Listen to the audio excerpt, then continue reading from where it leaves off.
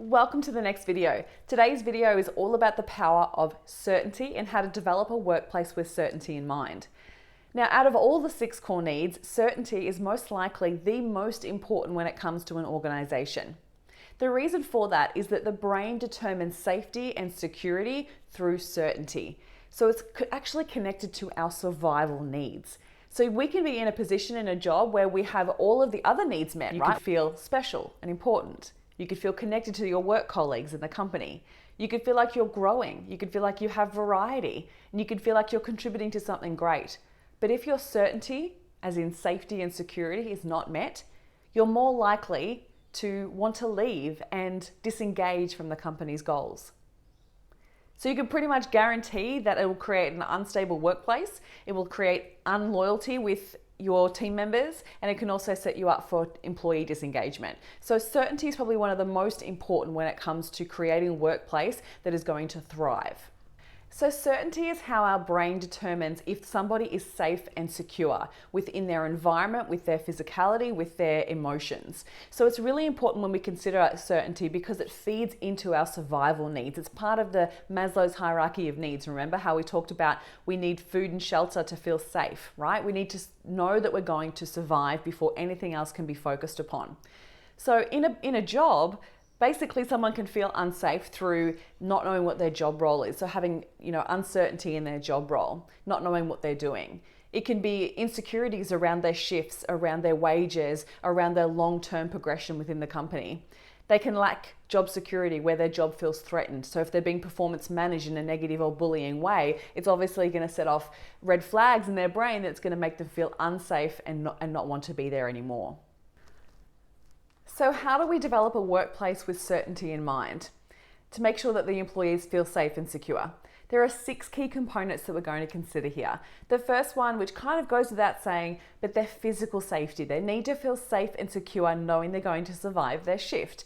So that may look like letting them know the policies and procedures and situations of what might happen if their physical body was threatened. So what has to happen? So whether it's letting them know the security measures within the center, within the store, of what to do in certain situations, right? So they know exactly what to do to feel safe. The next one is clear job descriptions, making sure they know exactly what's expected of them, what would set them up to be a really valuable employee. Without a clear job description, people feel like they don't know what they're doing, they're not contributing, they're not actually being a valuable member of the team, and that can then set off alarm bells in their brain where they feel unsafe and insecure about their job longevity.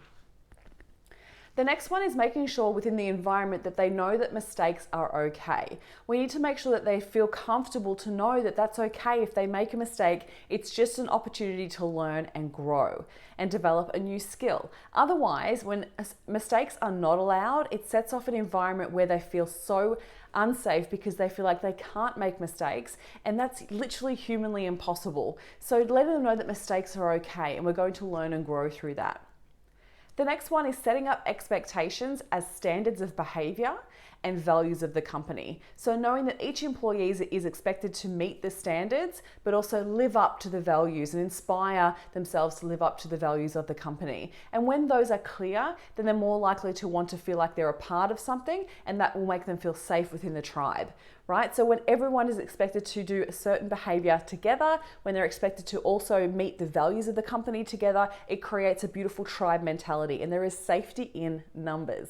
So that's why they feel safe, why we always feel safe within a community. So it's really important that we set that up as an expectation, as standards, rather than being told what to do, as well as values of the company.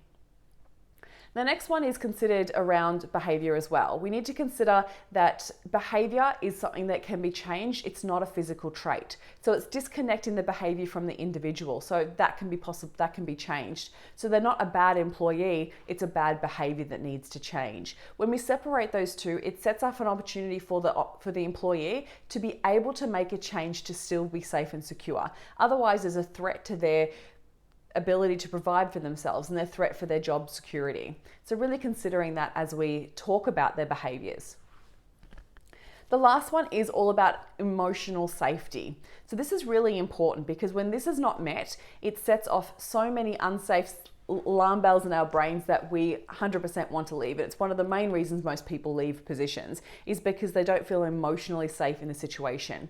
So think about how our emotions are being taken care of. Usually as a leader, it's really important because our employees look to a leader as someone who knows what's going on and they know what to do in certain situations. So they need to feel safe that their emotions are being taken care of. And I don't mean that they're petered to, or I don't mean that they're going to talk about emotions 24/7, but there's key things. So first one is welcoming feedback, knowing that they're an approachable person to go to give feedback to. So because every human being has an opportunity to grow and develop. So we need to be able to be open to feedback. The next one is to know that they can contribute to the rest of the team. When they feel safe to voice what they feel, to voice what's important to them, they're more likely to feel safe within the environment. And the last one is to have someone to go to when there is a problem. Now that's obviously someone in HR. If that's not directly in store, then they need to be aware of who they can call in a situation where they feel unsafe or they feel that they need to get something off their chest, right? When there's nobody in HR or when there's no opportunity for an employee to go to HR, it sets off a complete unsafe environment where they don't know who they can turn to, and then that creates an insecurity around their position and insecurity around trust, right? So making sure that they feel safe and know who they can go to, that their job is not going to be threatened if they go to that person. So if their direct leader is the HR person, you need to find somebody else to be that HR person so they feel safe going to them. The most important time to set up an environment with safety, security, and certainty in mind is when there are changes happening within the organization. For an employee to feel safe and secure in those times, it's really important that we consider these things. The first one is to reiterate safety throughout the changes. Let them know that things are going to be okay, that yes, there are going to be changes, but you will have the information as soon as I have the information. You want to make sure that you eradicate as much anxiety and uncertainty as much as possible. You want to give them information before the changes are happening, so give them as much notice as possible. Then during, keep them informed, let them know what's happening, as well as after. Let them know how the changes went, exactly what's going to happen from now on out. Then you want to let them know the why behind the changes. When someone understands the reason why a company is making these changes, they're more likely to believe in the message as well, to believe in the reasons why. So they're more likely to then feel supported and safe knowing that there is a reason behind it and that the company has got their back. So making sure that they are aware of the why behind all the changes.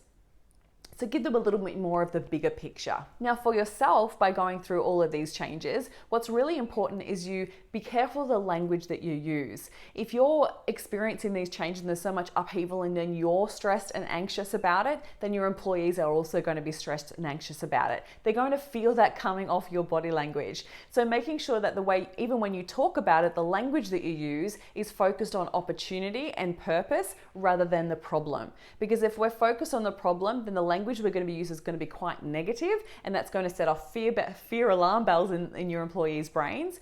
Whereas if you're focused on the opportunity of what this is going to mean and the impact it's going to have for the company and the purpose behind it, they're more likely going to be driven by it and want to be a part of that change rather than rebel against it.